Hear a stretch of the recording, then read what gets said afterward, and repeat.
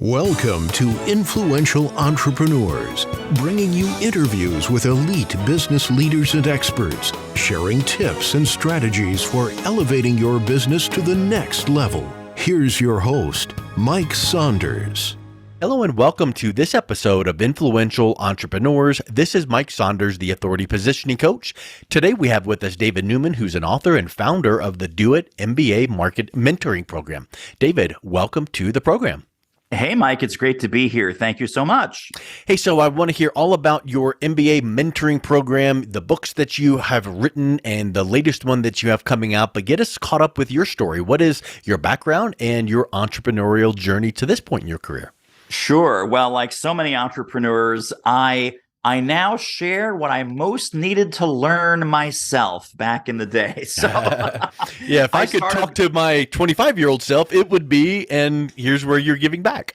Oh my gosh, for sure. So I had a legitimate paycheck-based 12-year career in corporate consulting. Mike, I had stock options. I had health benefits. I had all these. I remember those days. Yep. Isn't that great? I mean, what a world. And then January of 2002, I go out on my own and I literally have no idea about marketing, about sales, about all the amazing authority positioning that you teach and that you share with your clients. I couldn't even close a door, much less close a sale. Wow. And I struggled mightily for 3+ years, hitting every brick wall and every dead end. I made every mistake in the book and I made the good ones twice.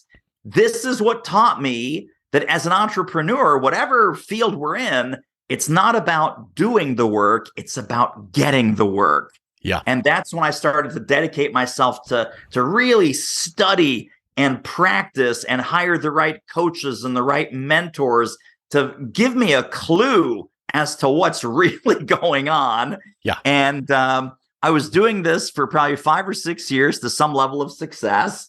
And then one day I'm having lunch with a consultant friend of mine, and he throws down his fork, Mike, and he says, "You should do this for a living." And I said, "Do what for a living? Like eat lunch with you?" He says, "No, all this brilliance that you're sharing about marketing and sales and prospecting and lead generation." And Mike, I laughed at him.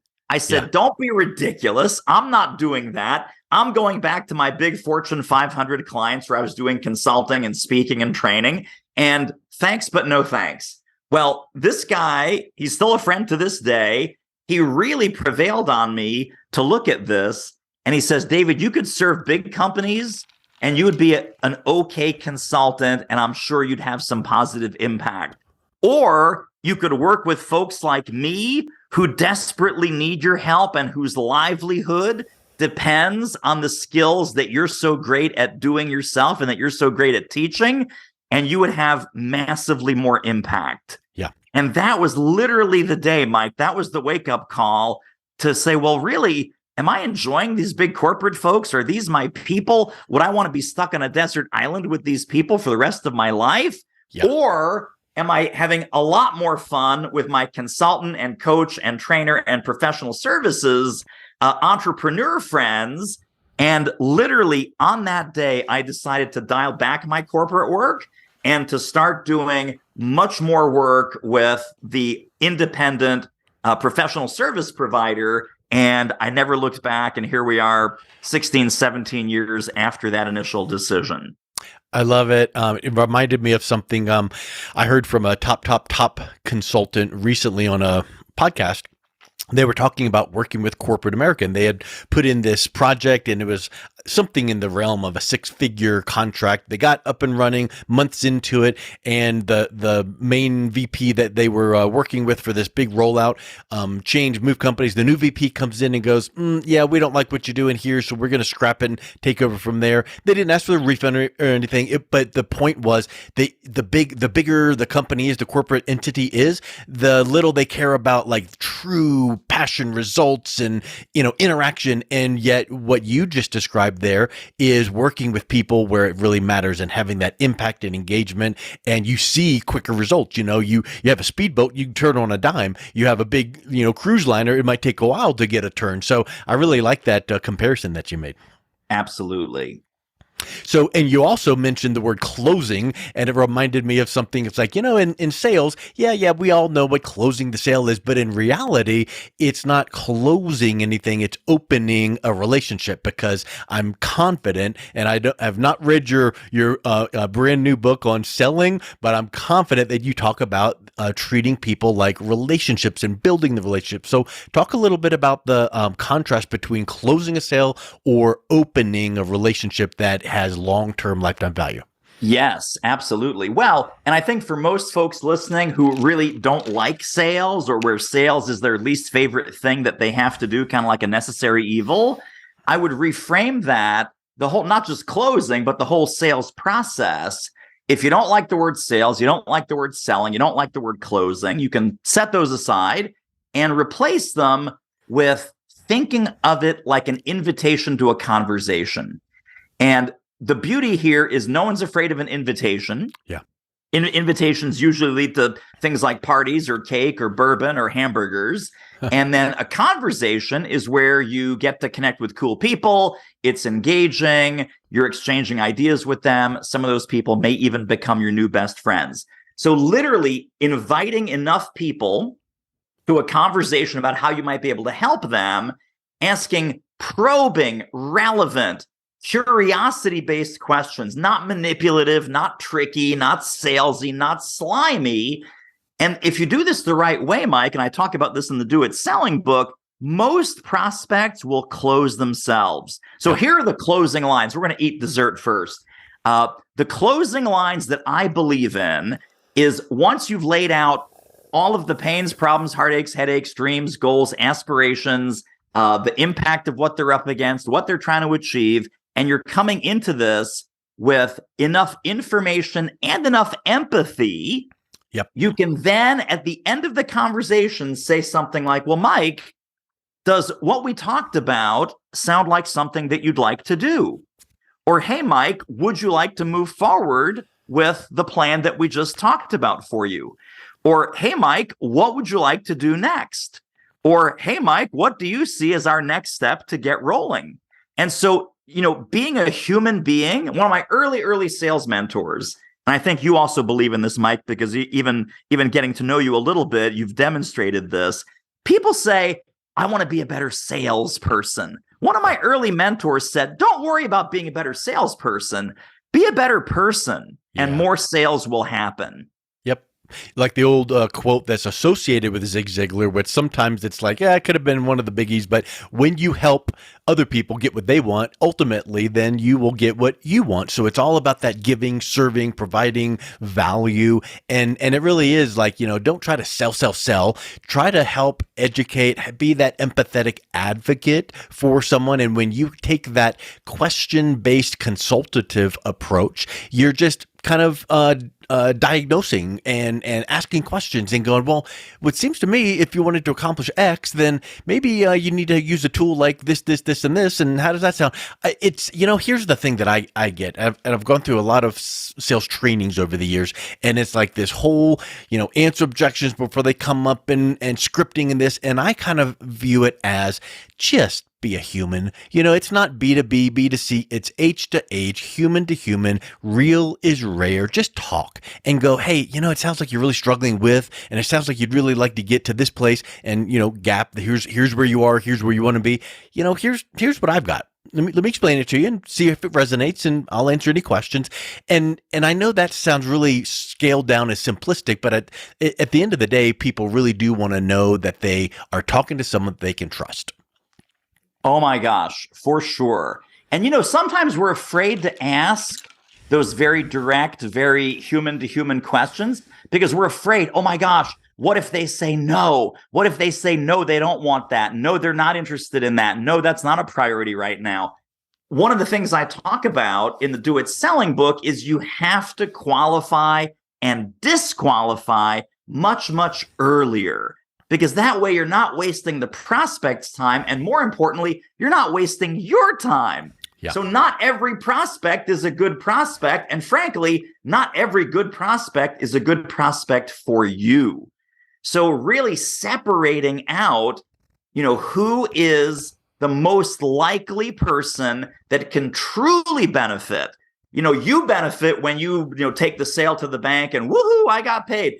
Do they benefit? Yeah. Right. So who are the people that need it more desperately? Who are the people that will value it more highly? And who are your next client success stories?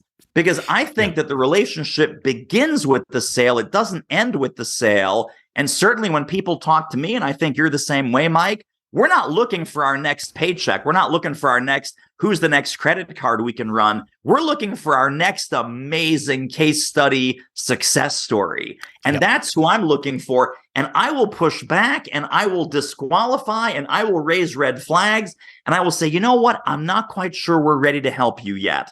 What I would do first is focus on area A, area B, area C. 3 to 6 months from now, if you want to come back, I would love to have another conversation with you. But right now, working with us is not the right thing. Imagine the reputation that you have when you're not interested in collecting credit cards, but you're really interested in helping people get results at whatever stage and phase of business they happen to come to you. So don't be afraid of disqualifying and turning people away. Embrace it.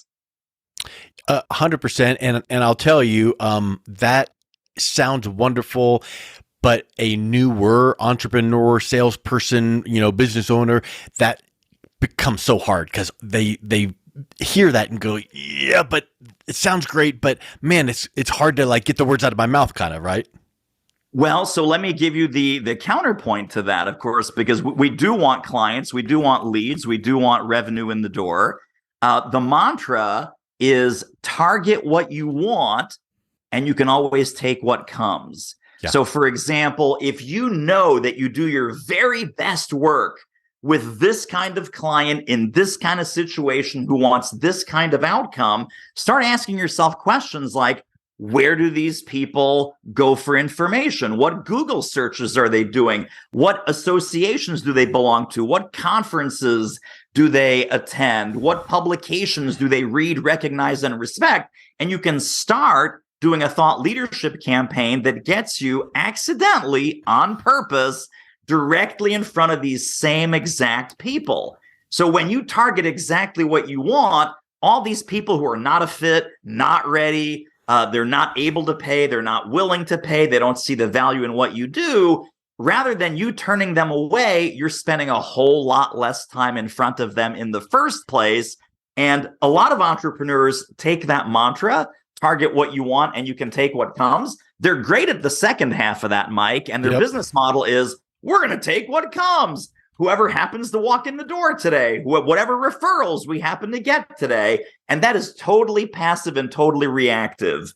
When you target what you want, and you can always take what comes through the back door or the side door, now your pipeline makes you brave. Now you've got enough people to talk to where the truly not fit kind of people, you are happy to turn them away or happy to send them a referral to somebody else, because if they're not going to buy, the person after them or behind them or the next one or the next one. So please embrace this mantra that if you're not having enough conversations, once you build up your pipeline to a level where you have plenty of fish in the sea, you will be a braver and smarter salesperson. 100%. You said something else that I want to dive in and put a pin in so that it's really brought to life, which is, having thought leadership, getting in front of your target audience. And I would say that if you could layer in an element of doing that with strategic alliances. So you think about, if my target audience is X, whatever your target audience is, yes, you want to communicate to them and have conversations with them and have them view you as that thought leader and expert. Yes. At the same time, who already has the know, like, and trust with that same target audience? It might be someone in another industry, but you can partner up with them. And if you can partner up with that strategic alliance and do some co-branded thought leadership teaching kind of content that benefits you both and get that in front of the target audience, wow, that strategic alliance may already have dozens and dozens and hundreds of clients, contacts that could benefit from your work. You're coming alongside them, helping them with business development, marketing, and now you're seen as that, powerful force that is not pushy, but teaching and educating, and that adds an extra layer into what you're describing.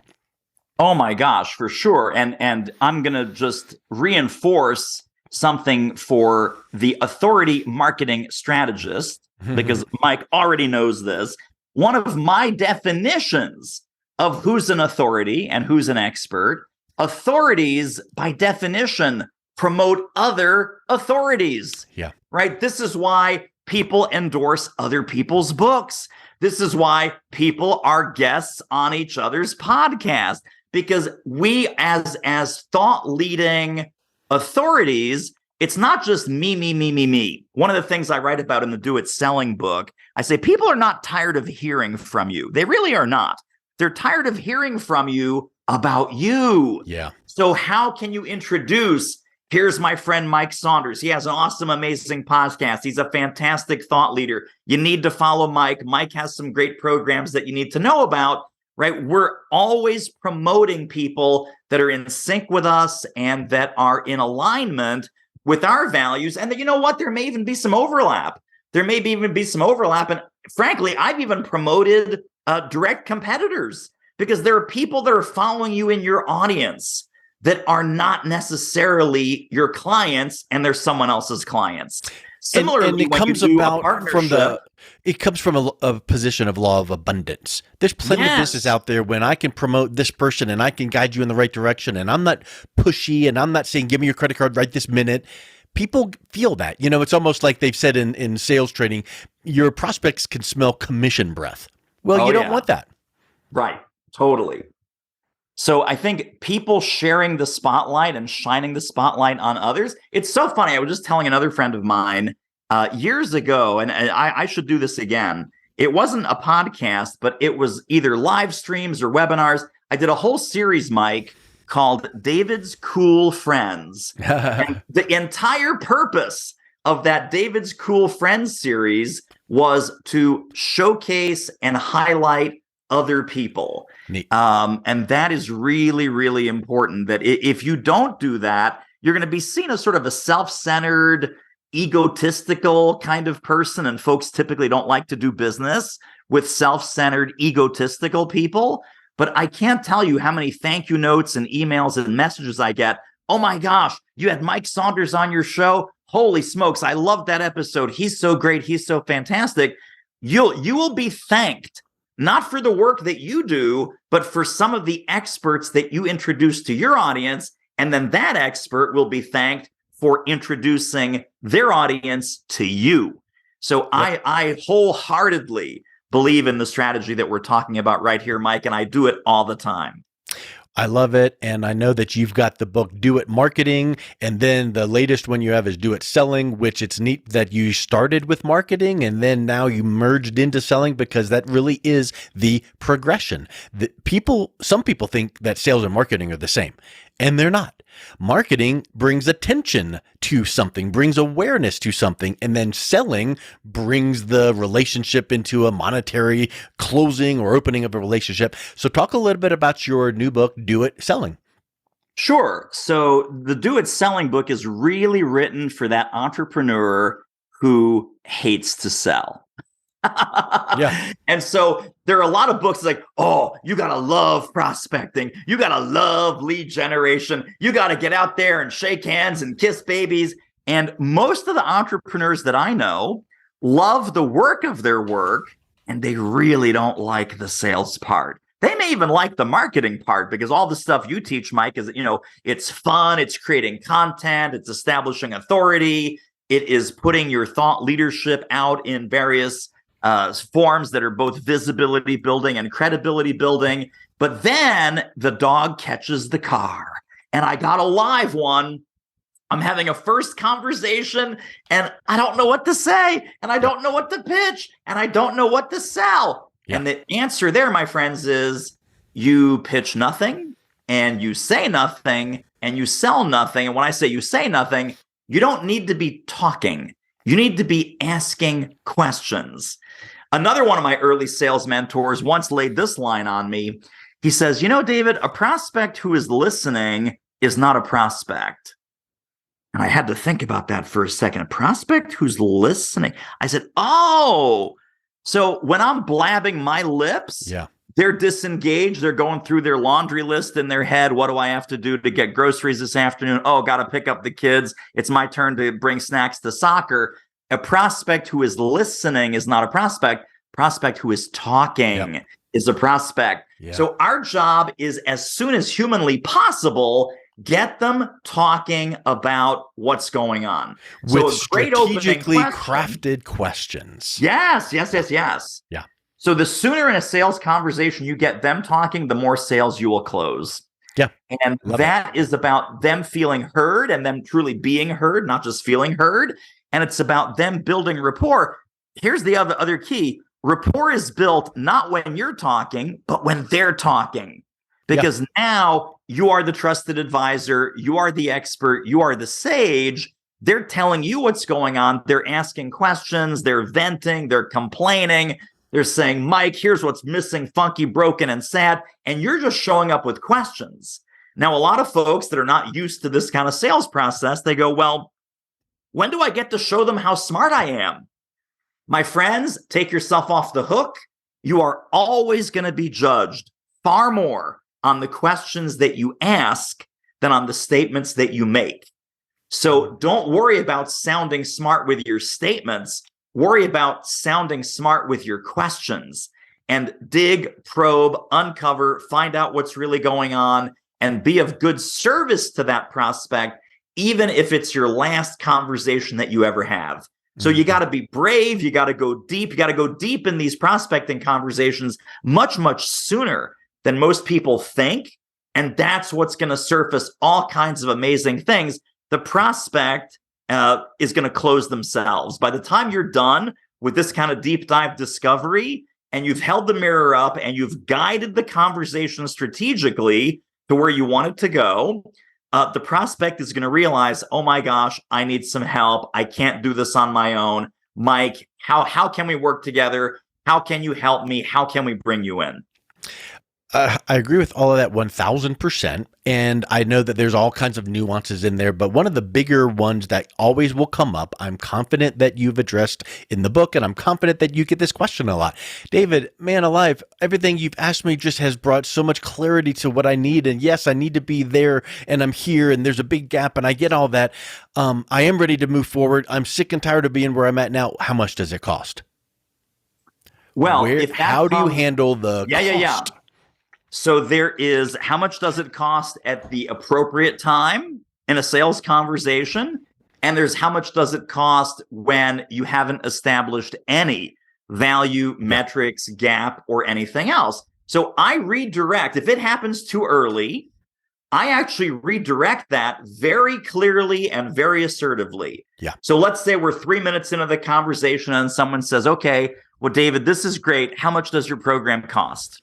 My answer would be, well, we're not really there yet. And I actually, in the book, I've got 17 different answers to when people prematurely ask, how much does it cost? So you can answer it with wit and with humor. You can say it costs well, I'm glad you asked, Mike. It costs $17 million. And then pause and then say, until I know more about what you're buying, and I bet if I knew more, the cost would go down. So would it be okay if I asked you a couple more questions, right? So I am owning that sales conversation. I am taking leadership. I'm using humor. I'm being disarming, I'm being charming, but I'm not letting them hijack the call. Yes. With because they don't even know the full value, and you don't know the full impact that you can make. So let's say you had several packages. You could say, well, hey, David, great question. I'm going to get to it. I'm really transparent. You're going to know exactly what it costs. My programs run between $500 to all the way up to $15,000, but I don't know which program would be best suited to you. So let me just continue asking a few questions, and we'll just see what works. And however we land, I'm not going to be pushy. I'm not going to ask for your credit card or whatever the case is. But yeah, I think that's a really great way to put it, because then if you've kept them talking in the right direction with the right questions, and you then get to the point of, how does this sound? What's the next step forward? And then they ask the cost question. Now it's moved from, in their mind, a cost to an investment. And that's a big shift.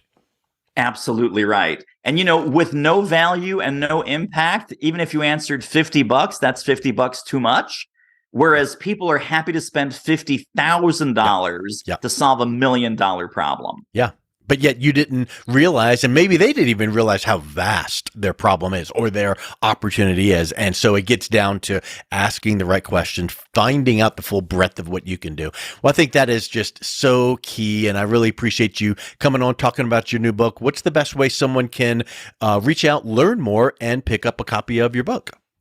So a couple of resources for folks that want to just grab the book right here, right now. It's simply doitselling.com. That takes you right to the Amazon page for the book. And it's available, of course, in all the different formats: hard copy book, Kindle, audio, etc. We also have some free resources on our main website, which is Do It Marketing. And doitmarketing.com/manifesto is our free download, our Do It Marketing Manifesto that has about 37 pages of marketing and sales insights for entrepreneurs. And we also have some free web training online at doitmarketing.com/webinar. So all of those are free. The book is available at doitselling.com, and there's some bonuses and some goodies that you get with that as well. Well, David, thank you so much for coming on today. It was a real pleasure. Enjoy talking with you. So great to be here, Mike. Thank you. You've been listening to Influential Entrepreneurs with Mike Saunders. To learn more about the resources mentioned on today's show or listen to past episodes, visit www.influentialentrepreneursradio.com.